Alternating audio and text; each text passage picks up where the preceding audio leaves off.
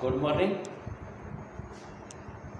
सभी ट्रेनिंग। मुझे आशा है कि मेरा जो मैं भी वीडियो यूट्यूब के ऊपर लगा रहा हूँ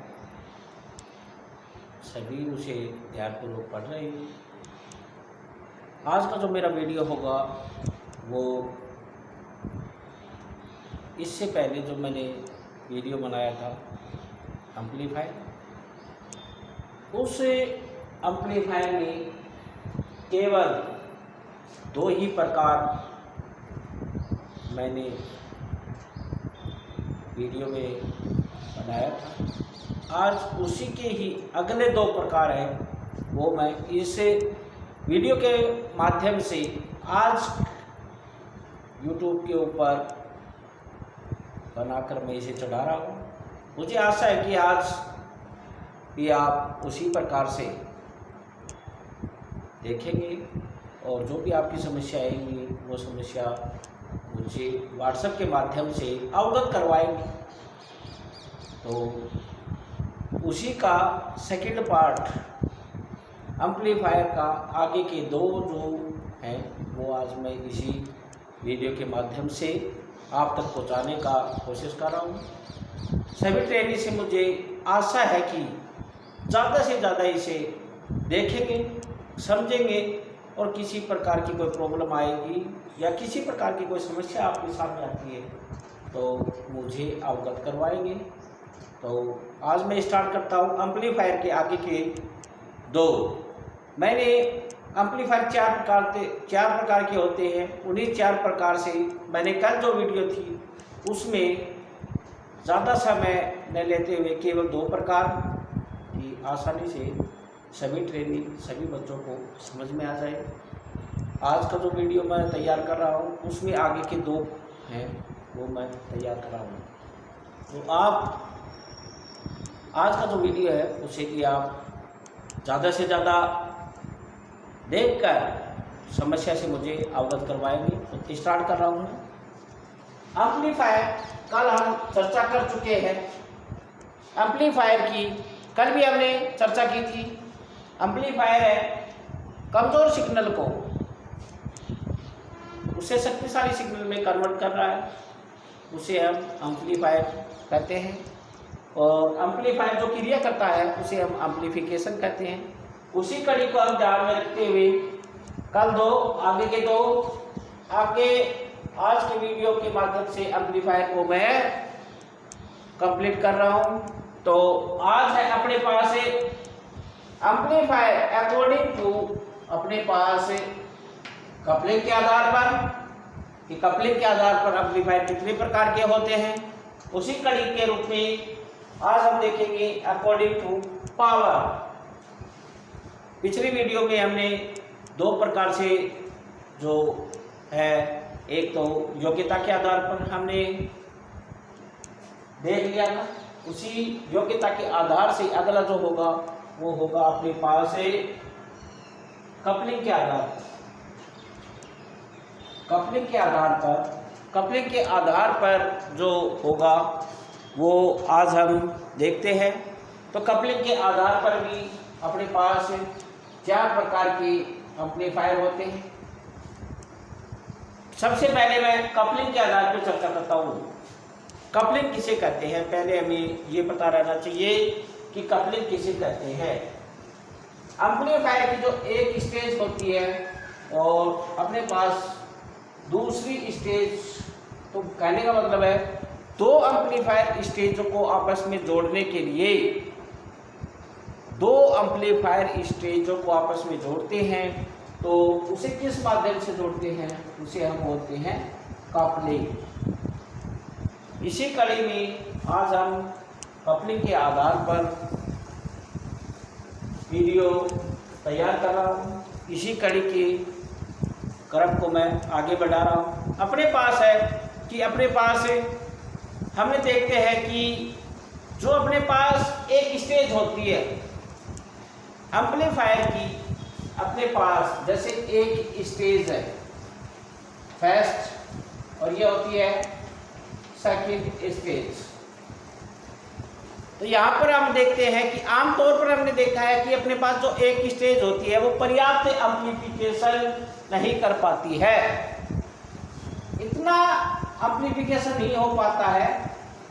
तो हम क्या करते हैं कि अपने पास एम्प्लीफिकेशन पर्याप्त नहीं हो पाती है तो हम क्या करते हैं कि कई स्टेजों को क्रम में संयुक्त कर दिया जाता है। क्रम संख्या के अनुसार 1 2 3 हम उसकी स्टेज को बढ़ा देते हैं।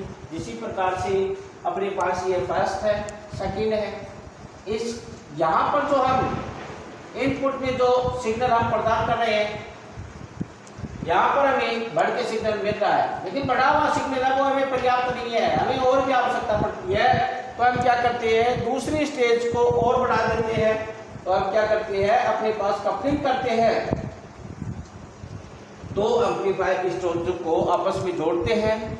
यहाँ पर हम देखते हैं सेकेंड स्टेज में ये बढ़ी हुई पावर हम सेकेंड स्टेज के इनपुट में देते हैं और यह उसी की शक्ति को और बढ़ा देता है। तो कहने का मतलब है कि आमतौर पर हमने देखा है कि एक स्टेज एम्पलीफायर की जो एम्प्लीफिकेशन होती है वो पर्याप्त नहीं होती है, इसलिए हम क्या करते हैं, कई स्टेज को हम क्या करते हैं, आपस में जोड़ देते हैं। तो जोड़ते हैं तो हम क्या करते हैं, एक स्टेज की आउटपुट दूसरे स्टेज के इनपुट में हम क्या कर देते हैं, जोड़ने की जो विधि होती है उसे हम बाइसिंग करते हैं। सामान्य तौर पर अपने पास कपलिंग होगा, वो मैंने पहले भी चर्चा कर चुकी है, 4 प्रकार से होगा। कितने प्रकार से होगा, 4 प्रकार से। तो 4 प्रकार से हम जोड़ने की विधि आप कर रहे हैं। तो 4 प्रकार से पहली जो विधि होगी वो होगी अपने पास RC। पहली जो विधि होती है वो होती है अपने पास RC कपलिंग। RC कपलिंग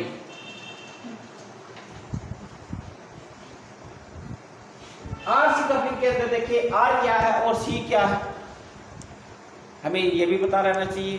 तो R से मतलब है अपने पास रेजिस्टेंस और C से मतलब होता है कैपेसिटर। जब हम दो स्टेजों को आपस में जोड़ेंगे तो जोड़ने के लिए जहां पर जैसे फर्स्ट स्टेज और सेकंड स्टेज, इन दोनों को जब हम जोड़ेंगे तो जोड़ने के लिए जो हम कंपोनेंट काम में लेते हैं वो रेजिस्टेंस और कैपेसिटर काम में लेते हैं। इसलिए इसको हम बोलेंगे RC कपलिंग। मतलब कहने का मतलब है इन दोनों को जोड़ने के लिए बीच में जो कंपोनेंट लगाए जाते हैं वो होते हैं रेजिस्टेंस और कैपेसिटर का प्रयोग करते हैं, इसलिए इसका नाम हमने रख दिया है RC कपलिंग। RC कपलिंग में हम देखते हैं तो इसी के अनुसार हम रेजिस्टेंस और कैपेसिटर का प्रयोग करेंगे। रेजिस्टेंस और कैपेसिटर का प्रयोग करके हम आगे की तरफ देखते हैं, इस RC कपलिंग की पूरी जानकारी प्राप्त करते हैं। तो यहाँ पर हम देखते हैं कि इस विधि में, इस विधि का मतलब है RC कपलिंग विधि में अपने पास RC कपलिंग विधि में क्या होगा कि इस विधि में सिग्नल की जो अपने पास सिग्नल होता है, जो हम इनपुट में हम जो सिग्नल देते हैं, तो यहाँ पर हम देखते हैं कि इस विधि में हम देखते हैं कि जो भी हम सिग्नल देते हैं तो सिग्नल की कपलिंग को दो रेजिस्टेंस का प्रयोग करेंगे और उसमें हम एक कैपेसिटर के द्वारा या एक कैपेसिटर का प्रयोग करते हैं या एक कैपेसिटर के द्वारा हम क्या करते हैं, उसे जोड़ते हैं। तो यहाँ पर हमें ये भी पता रहना चाहिए कि यहाँ पर दो स्टेजों को जोड़ेंगे तो जो रेजिस्टेंस की संख्या होती है वो रेजिस्टेंस की संख्या होती है अपने पास 2 और एक कैपेसिटर का प्रयोग करते हैं। तो यहाँ पर हम देखते हैं तो 2 रेजिस्टेंस और एक कैपेसिटर का प्रयोग करते हैं। यहाँ पर हम देखेंगे कि अपने पास, इसलिए हम अगर गौर करके देखते हैं तो आरसी जो कपलिंग है वो इसीलिए इसका नाम आरसी कपलिंग रखा गया है। तो यहाँ पर हम देखें कि रेजिस्टेंस और कैपेसिटर दो, तो हम रेजिस्टेंस का प्रयोग दो रेजिस्टेंस या दो अवयव काम में लेंगे और एक कैपेसिटर को काम में लेते हैं। तो मैंने ये चीज पहले भी चर्चा कर दी है, इसीलिए इसको हम क्या बोलते हैं, आरसी कपलिंग बोलते हैं। यहाँ पर हम देखते हैं कि ये सबसे सस्ती और अधिक चौड़े फ्रीक्वेंसी बैंड का एम्प्लीफिकेशन करने की विधि होती है। हमें यह भी पता रहना चाहिए कि आरसी जो कपलिंग होती है वो आरसी कपलिंग क्या होगी कि ये सबसे सस्ती और अधिक चौड़े बैंड की फ्रीक्वेंसी का एम्प्लीफिकेशन करने की विधि होती है। एम्पलीफायर में जो भी चीज़ अपने पास होगी वो उसे मैं ज़्यादा से ज़्यादा बताने की कोशिश करूँगा। इस वीडियो को ध्यानपूर्वक सुने और जो मैं बोर्ड के ऊपर बता रहा हूँ उसे देखें। तो यहाँ पे हम देखते हैं कि यहाँ पे क्वेश्चन आता है कई बार आपके सामने, जब शॉर्ट क्वेश्चन आंसर होंगे वहाँ पर हमें आरसी कपलिंग के बारे में सभी जानकारी मैं ज़्यादा से ज़्यादा बताने की कोशिश करूँगा। तो यहाँ पे आप देखेंगे कि सबसे सस्ता भी है, प्लस उसके साथ में मैंने ये भी बताया है कि ये अधिक चौड़े बैंड की फ्रीक्वेंसी का भी क्या करता है, अधिक चौड़े बैंड की फ्रीक्वेंसी का भी क्या करता है, एम्प्लीफिकेशन करता है। आरसी जो कपलिंग होती है वो, यहाँ पर हम आगे चर्चा करते हैं। तो आगे की चर्चा में हम देखते हैं कि रेजिस्टेंस से अपने पास जो हम जोड़ रहे हैं वो होता है कि लोड रेजिस्टेंस। इसमें जो हम रेजिस्टेंस जोड़ेंगे वो क्या है कि आउटपुट में लगा होता है, और आउटपुट में लगा होता है तो कहने का मतलब है कि ट्रांजिस्टर के करेक्टर से हम आउटपुट प्राप्त करते हैं। और ये जो रेजिस्टेंस लगा होता है, जो आपके सर्किट में R2 जो रेजिस्टेंस लगा होता है वो कलेक्टर के ऊपर लगा होता है, और आउटपुट में जो रेजिस्टेंस लगा होता है उसे हम RL भी कहते हैं। RL का मतलब है लोड रेजिस्टेंस। इसीलिए आरसी कपलिंग में जो R2 कहने का मतलब है अपने पास कलेक्टर के ऊपर जो रेजिस्टेंस लगा हुआ है उसे मैंने जैसे R2 दिया है तो आप उसे कोई भी नाम दे सकते हैं, R1 दे सकते हैं, R2 दे सकते हैं। तो वहाँ पर हम देखते हैं कि हमें कलेक्टर से आउटपुट प्राप्त होती है। फर्स्ट स्टेज की जो आउटपुट होगी वो कलेक्टर से प्राप्त होती है, सेकंड की है वो भी कलेक्टर से प्राप्त होती है। तो यहाँ पर जो रेजिस्टेंस लगा होता है उसे हम बोलते हैं लोड रेजिस्टेंस, और लोड रेजिस्टेंस हमेशा आउटपुट के ऊपर ही लगाया जाता है। यहाँ पे हम चर्चा करते हैं कि जो R2 जो रेजिस्टेंस लगा हुआ है वह लोड रेजिस्टेंस कहलाता है, जो पहले रेजिस्टेंस के लिए कलेक्टर लोड का कार्य करता है। तो यहाँ पे मैंने अभी आपको चर्चा बताई कि आउटपुट में जो आउटपुट है वो हमें कलेक्टर से प्राप्त होती है, और कलेक्टर से प्राप्त होती है तो ये कलेक्टर के ऊपर लगा होता है ये रेजिस्टेंस, इसीलिए इसे हम लोड रेजिस्टेंस भी कहते हैं। और ये लोड रेजिस्टेंस और ये हमेशा हम कलेक्टर के ऊपर लगा होता है इसीलिए बोलते हैं।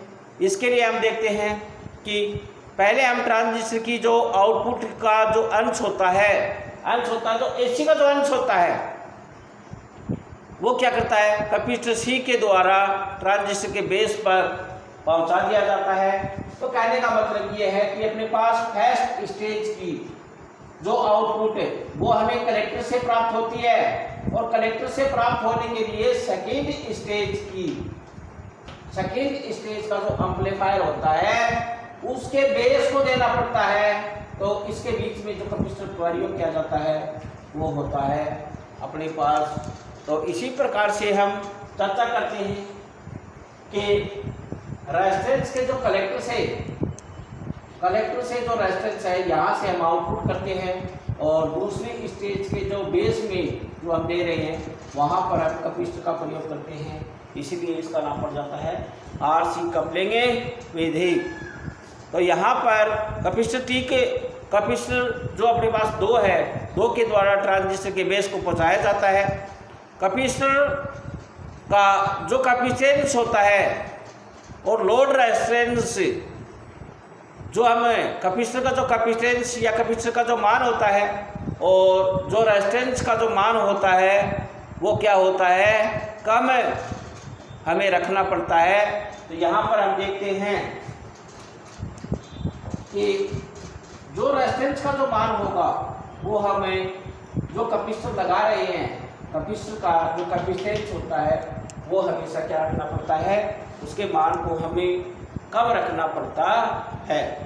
यहाँ पर यह भी हम ध्यान रखेंगे कि अपने पास क्या होगा, जो कपिस्टर है उस कपिस्टर का जो कैपेसिटेंस होता है वो लोड रेजिस्टेंस के मान से क्या होता है, वो कम होना चाहिए।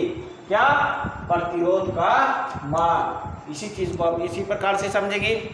आगे हम देखते हैं कि अपने पास सिग्नल का जो एसियंस भी है वो लोड रेजिस्टेंस के प्रभावित होने लगता है। तो यहाँ पर हम क्या करेंगे कि अपने पास जो कपलिंग कपिस्टर है वो उसको भी हमें ध्यान में रखना पड़ेगा कि जो कपिस्टर आप लगा रहे हैं वो क्या करेगा, डीसी कलेक्टर वोल्टेज को, जो हमें डीसी कलेक्टर पे जो वोल्टेज प्राप्त होते हैं उसी के ट्रांजिस्टर के द्वारा बेस पर और ओवरलोड रेजिस्टेंस होने से क्या करना है, रोकने का भी कार्य करता है। इसलिए यह ब्लॉकिंग कपिस्टर का भी कार्य करता है। यहाँ पर अगर नहीं समझ में आ रही है तो मैं फिर से समझाने का कार्य करता हूँ कि अपने पास जो ये कपिस्टर होता है, कपिस्टर का में जैसे यहाँ पर कपिस्टर का मेन कार्य पता रहना चाहिए कि मेन काम क्या होता है। कपिस्टर क्या करता है, कपिस्टर डीसी को रोकता है और एसी को पास करता है। यहाँ पर हम देखते हैं कि इसको ब्लॉकिंग कपिस्टर क्यों बोलते हैं। अपने पास जो सिग्नल आता है उसे मैंने एसी अंश का नाम दिया। लेकिन अब एम्पलीफायर है, उसको हमें प्रचालित करने के लिए हमें डीसी ट्रांजिस्टर वो डीसी वोल्टेज के ऊपर ऑपरेट होता है और इसमें जो सिग्नल देते हैं वो एसी अंश होता है उसमें। यहाँ पर जब फर्स्ट स्टेज का जो सिग्नल आता है कपलिंग के लिए हम कपिस्टर का प्रयोग करते हैं। यहाँ पे जो सिग्नल प्राप्त होता है और जो कलेक्टर के ऊपर जो रेजिस्टेंस लगा होता है, कलेक्टर के ऊपर जो रेजिस्टेंस लगा होता है वहाँ से हम VCC सप्लाई दे रहे हैं। यहाँ पर हमें पता रहना चाहिए कि जो डीसी वोल्टेज है वो डीसी वोल्टेज है वो क्या करेगा कि सेकंड स्टेज पे न पहुंचे। इसलिए हम क्या करते हैं, अपने पास जो बीच में जो कपलिंग के लिए जो कपिस्टर लगा रखा है वो कपिस्टर का काम क्या होगा, इस आने वाले डीसी को तो क्या कर लेता है, रोक लेता है और जो सिग्नल आता है उस सिग्नल को सेकंड स्टेज के बेस को प्रदान कर देता है। इसीलिए इस कपिस्टर को हम क्या बोलते हैं, ब्लॉकिंग कपिस्टर भी कहा जाता है। यहाँ पे ओवरलोड होने से भी इस कपिस्टर को बचाने का कार्य करता है। इसी श्रृंखला में आगे हम देखते हैं कि अपने पास इसी श्रृंखला के अकॉर्डिंग देखते हैं आगे होगा इम्पीडेंस। इसी श्रृंखला में RC जैसे कपलिंग होती है, इसी श्रृंखला में सेकंड होती है वो होती है इम्पीडेंस। इम्पीडेंस का मतलब है कि इम्पीडेंस किसमें होगा, हमें पता रहना चाहिए।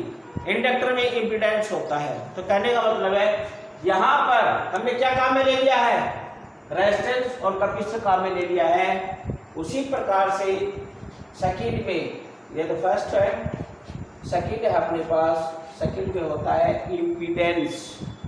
इम्पीडेंस कपलिंग का हम गौर करके देखते हैं। तो यहाँ पर ही हम कॉइल का प्रयोग करेंगे। जहाँ पर रेजिस्टेंस लगा होता है वहाँ पर कलेक्टर के ऊपर हम क्या लगाएंगे, अपने पास एक कॉइल का प्रयोग करते हैं, कॉइल लगाते हैं। जहाँ पे रेजिस्टेंस होता है वहीं पर ही हम आगे जो इम्पीडेंस कपलिंग होती है वहाँ पर एक हम कॉइल का प्रयोग करते हैं। कॉइल इसीलिए इसको बोलते हैं इम्पीडेंस कपलिंग। आरसी कपलिंग का ही ये सुधरा हुआ रूप होता है इम्पीडेंस कपलिंग।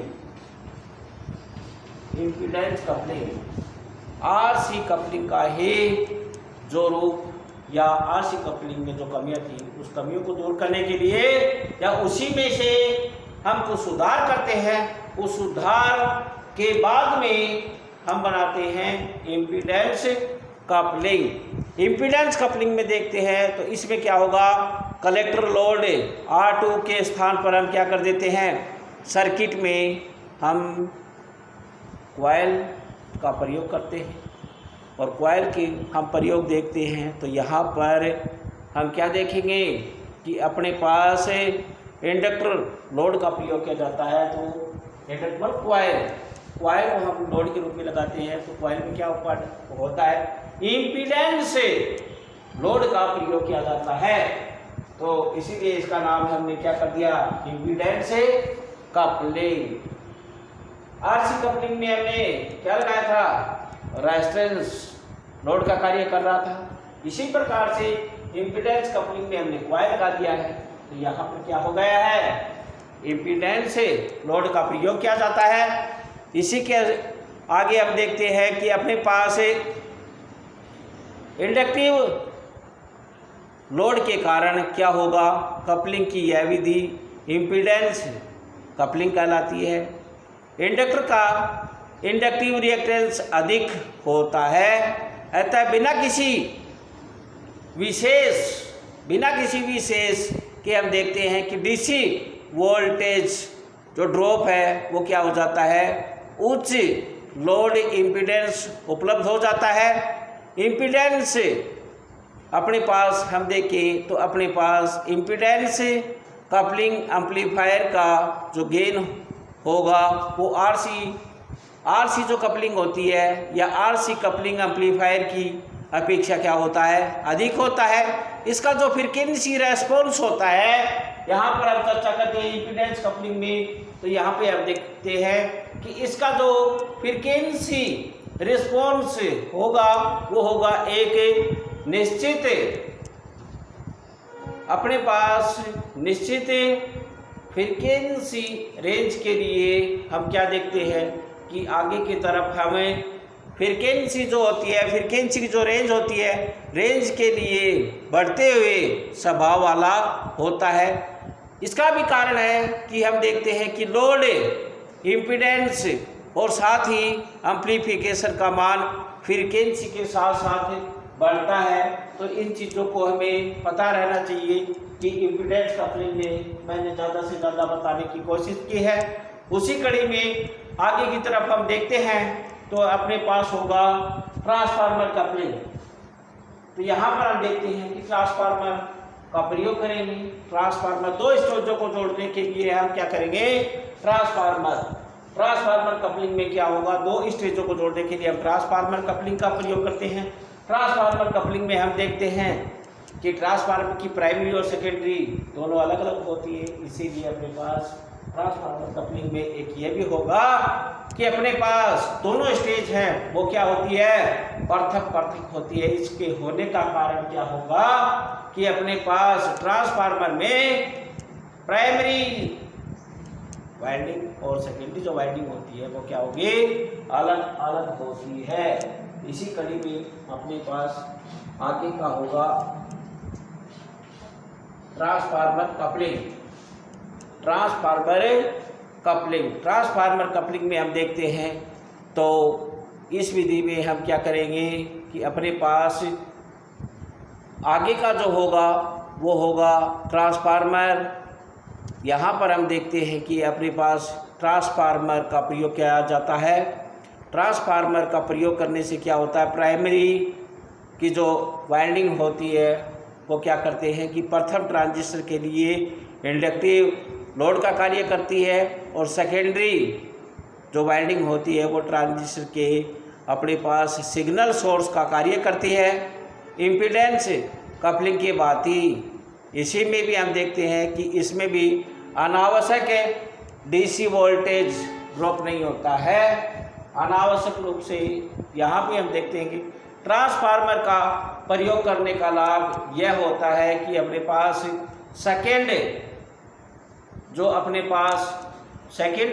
ट्रांजिस्टर का जो अपने पास बेस होता है, उस बेस सर्किट में हम देखते हैं कि प्रथम ट्रांजिस्टर के कलेक्टर सर्किट से सीधा संबंध नहीं होता है। ये मैंने पहले भी बता चुका हूँ कि फर्स्ट स्टेज का सेकंड स्टेज से सीधा संबंध नहीं होता है।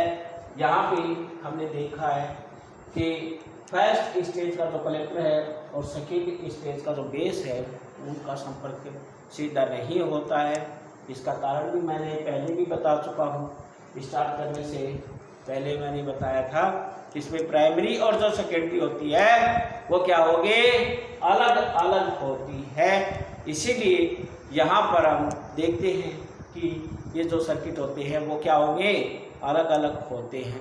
यहाँ पर दोनों के हम देखते हैं कि अपने पास अलग अलग होते हैं। यहाँ पर इसका अगर हम देखें कि ट्रांसफार्मर जो कपलिंग होती है इसका क्या लाभ होता है, लाभ में हम देखते हैं कि सेकेंडरी की जो लपेटों की जो संख्या होती है वो अधिक रखकर इनपुट सिग्नल को हम क्या करते हैं, उसके वोल्टेज को हम क्या कर सकते हैं, बढ़ा भी सकते हैं।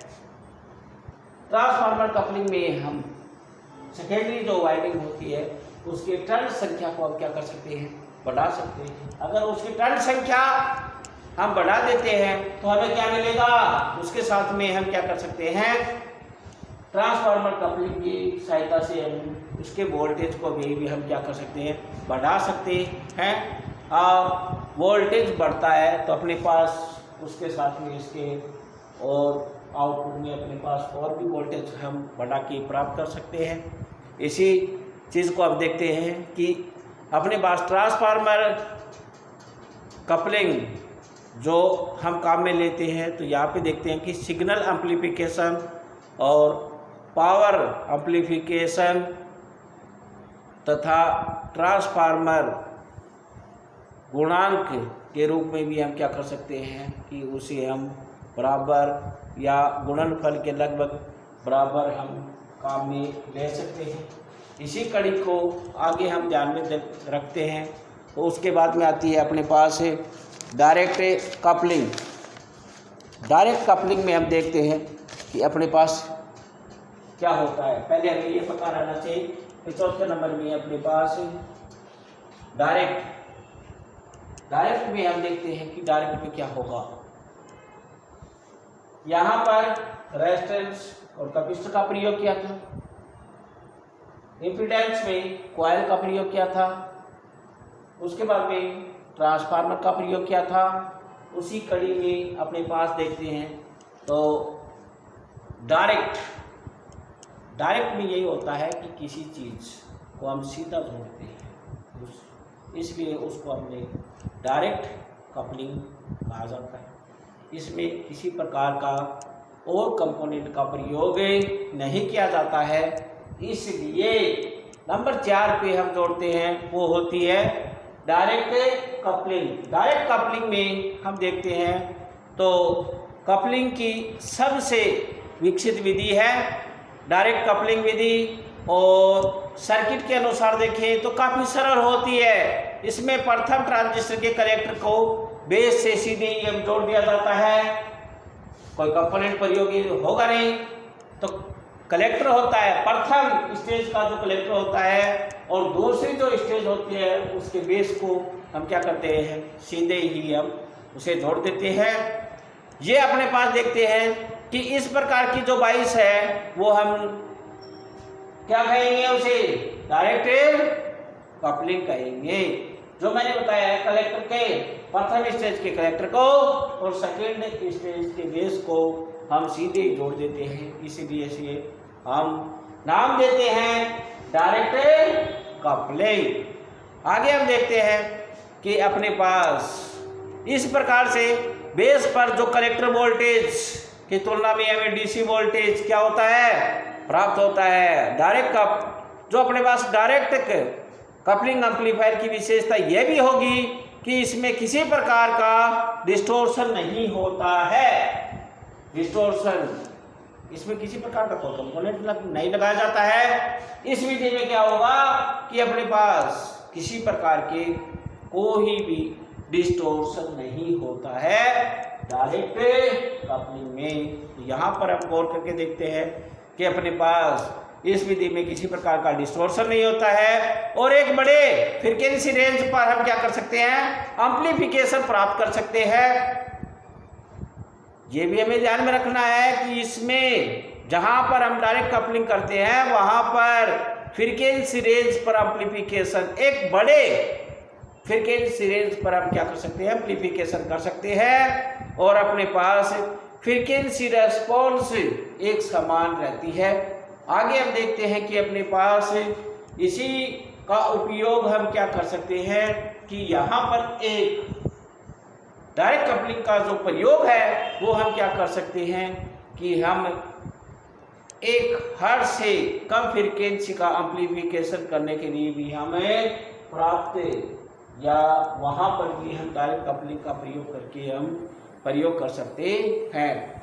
आगे की स्टेज में हम देखते हैं अकॉर्डिंग टू पावर, पावर के अनुसार हम एम्प्लीफिकेशन देखते हैं। तो पावर एम्पलीफायर है।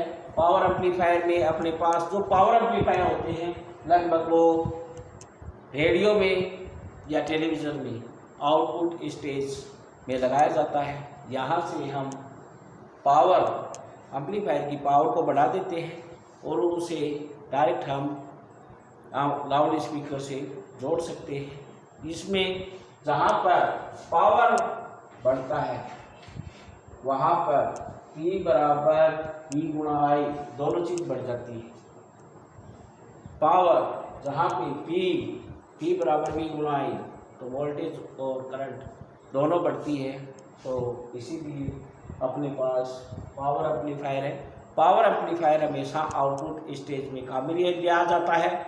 तो अकॉर्डिंग टू पावर एम्पलीफायर यहाँ पे हम चर्चा करते हैं। तो सबसे पहले हम देखेंगे कि वोल्टेज एम्पलीफायर, यह एम्पलीफायर जिसका जो उपयोग है वो हम क्या करते हैं, किसी आउटपुट सिग्नल के वोल्टेज को बढ़ाना होता है। इसका नाम जो रखा है वोल्टेज एम्पलीफायर। वोल्टेज एम्पलीफायर तो हम क्या करेंगे, इसमें हम वोल्टेज को बढ़ाएंगे या आउटपुट में हमें जो प्राप्त होता है वो वोल्टेज हमें बढ़ के मिलता है, वोल्टेज एम्पलीफायर कहलाता है।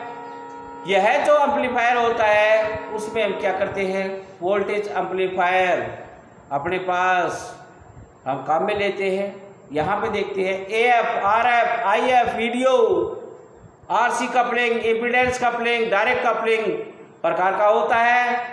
यहाँ पे हम देखते हैं पावर एम्पलीफायर, आगे देखते हैं तो पावर एम्पलीफायर में देखते हैं कि पावर एम्पलीफायर बनाने का सबसे जो अपने पास सरल जो तरीका होता है वो दो बिल्कुल एक जैसे ट्रांजिस्टर को पैरेलल में जोड़ के भी हमें बना सकते हैं। इस प्रकार हम क्या करते हैं कि अपने पास एक स्टेज का एक अपने पास जो स्टेज होती है उसकी अपेक्षा हम दो गुणे हम क्या कर सकते हैं, करंट को हम प्रभावित होगी और पावर का मान क्या कर सकते हैं, 2 गुना 3 गुना। और पैरेलल एम्पलीफायर का पैरेलल जो अपने पास सर्किट होता है, सर्किट का उपयोग करके हम क्या कर सकते हैं, अधिकतम ट्रांजिस्टर को जोड़कर हम प्राप्त कर सकते हैं। अब उसके बाद में हम देखते हैं कि अपने पास पैरेलल जो अपने पास सर्किट होते हैं वहाँ पर हम क्या कर सकते हैं कि ट्रांजिस्टर की एक पावर को दूसरे ट्रांजिस्टर को तीसरे पावर से, इसी प्रकार से हम ट्रांजिस्टर के पैरेलल को जोड़कर भी हम पावर एम्पलीफायर का निर्माण कर सकते हैं। यहाँ पर सबसे पहले हम लेके चलते हैं पुश पुल एम्पलीफायर। अपने पास पुश पुल जो एम्पलीफायर होता है वो पावर एम्पलीफायर का ही एक हिस्सा है push pull amplifier. Push pull amplifier में देखते हैं कि पुश पुल एम्पलीफायर में क्या होता है। इसका नाम पुश पुल एम्पलीफायर क्यों रखा गया है? पावर एम्पलीफायर में पुश पुल एम्पलीफायर होता है, यहाँ पर इसमें इनपुट में तथा आउटपुट में पुश पुल ट्रांसफार्मर का प्रयोग किया जाता है, इसलिए इस एम्पलीफायर का नाम पुश पुल एम्पलीफायर रखा गया है। इसमें हम देखते हैं कि अपने पास जो इनपुट में हम सिग्नल देते हैं, उस इनपुट सिग्नल को हम क्या करते हैं कि दो ट्रांजिस्टर लगाते हैं और दो ट्रांजिस्टर की सहायता से हम क्या करते हैं कि आधे सिग्नल को एक ट्रांजिस्टर एम्पलीफिकेशन करता है और दूसरे आधे सिग्नल को दूसरा ट्रांजिस्टर एम्पलीफिकेशन करता है, और दोनों की जो आउटपुट है वो हमें आगे पुश पुल जो ट्रांसफार्मर लगा होता है उसकी अपने पास वाइंडिंग में जोड़ देते हैं, और उस ट्रांसफार्मर की जो सेकेंडरी वाइंडिंग होता है वहाँ पर हमें सिग्नल के, तो कहने का मतलब है यहाँ पे देखना कि अपने पास एक ट्रांजिस्टर है वो पॉजिटिव सिग्नल को ही एम्पलीफिकेशन करता है और दूसरा ट्रांजिस्टर नेगेटिव सिग्नल को। ये बढ़ा हुआ सिग्नल हमें पुश पुल ट्रांसफार्मर की आउटपुट सेकेंडरी वाइंडिंग से प्राप्त होता है। तो यहाँ पर अपने पास क्या होगा देखने को हम देखते हैं, तो सिग्नल दोनों दो पार्टों में हमें एम्पलीफिकेशन होकर आउटपुट में हमें एक जगह प्राप्त होता है, इसलिए ये होता है। यहाँ पर अपने पास देखते हैं कि अपने पास पावर में सिग्नल और भी बढ़ के मिलता है, इसीलिए ये जो अपने पास होते हैं कि इसमें जो ट्रांजिस्टर प्रयोग किए जाते हैं वो हम ट्रांजिस्टर देखें तो एक जैसे ट्रांजिस्टर का प्रयोग किया जाता है, परंतु इसमें जो दोनों घटकों को बिल्कुल एक दूसरे समान वोल्टेज पर लेकिन परंतु विपरीत दिशा में होती है, एक पॉजिटिव और एक नेगेटिव। तो कहने का मतलब है एक पॉजिटिव पल्स को करेगा और एक नेगेटिव पल्स को, इसीलिए इसमें कहा है विपरीत घटकों विपरीत फेज के अनुसार ये क्या करेगा एम्पलीफिकेशन करता है। इसी के अनुसार अपने पास है कि पुश पुल है, पुश पुल के बाद में अपने पास होता है signal end push pull amplifier. यहाँ पर हम देखते हैं सिग्नल एंड पुश पुल, तो यहाँ पे सिग्नल लगा हुआ है, तो सिग्नल लगा हुआ है तो मतलब अपने पास पुश पुल ट्रांसफार्मर की जो आउटपुट में जो पुश पुल लगा होता है उसको हम हटा देते हैं और वहाँ पर हम दो कैपेसिटर को हम क्या करते हैं सीरीज में जोड़ दिया जाता है, इसलिए इसमें एक पुश पुल ट्रांसफार्मर का प्रयोग किया जाता है और एक होने से इसका नाम क्या कर दिया है signal end push pull amplifier. यहाँ पे हम चर्चा करते हैं तो आउटपुट में जो पुश पुल ट्रांसफार्मर लगा होता है वहाँ पर हम क्या करते हैं कि दो कैपेसिटर को सीरीज में जोड़कर और आउटपुट लाउड स्पीकर पर हम क्या करते हैं प्राप्त करते हैं। तो यहाँ पर देखते हैं सिग्नल एंड पुश पुल में, तो यहाँ पे हम देखते हैं कि अपने पास कि पुश पुल ट्रांसफार्मर में और signal end push pull transformer में क्या होगा कि आउटपुट जो इनपुट में जो ट्रांसफार्मर होता है वो लगाया जाता है और आउटपुट में जो ट्रांसफार्मर होता है पुश पुल उसको हटा दिया जाता है, और जो हमें आउटपुट सेम उसी प्रकार से प्रोसेसिंग होती है। यहाँ पर भी सिग्नल को दो भागों में एम्पलीफिकेशन करता है। ट्रांजिस्टर जो हम काम में ले रहे हैं उस ट्रांजिस्टर में दो भागों में काम में लिया जाता है, और आउटपुट है वो हमें कैपेसिटर के ऊपर हमें क्या होता है कैपेसिटर चार्ज हो जाता है, और इसी प्रकार से signal end push pull amplifier भी कार्य करता है। उसके बाद में हम देखें तो अपने पास होता है complementary symmetry amplifier. Complementary symmetry amplifier में देखते हैं कि दोनों ट्रांसफार्मर जो अपने पास पुश पुल ट्रांसफार्मर लगे होते हैं उन दोनों ट्रांसफार्मर को हटा देते हैं, और इसीलिए इसको आगे की तरफ देखते हैं तो कॉम्प्लीमेंट्री सिमेट्री एम्पलीफायर इसमें पुश पुल ट्रांसफार्मर कार्य नहीं होता है।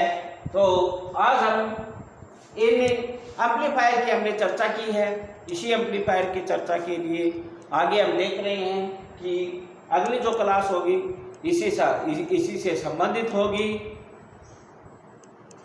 मुझे आशा है कि आज का जो वीडियो है वो ज़्यादा से ज़्यादा देखेंगे और जो भी आपकी समस्या होगी वो मुझे ज़्यादा से ज़्यादा रिपीट करेंगे। यहीं पर आज मैं इस वीडियो को विराम दे रहा हूँ। थैंक्स।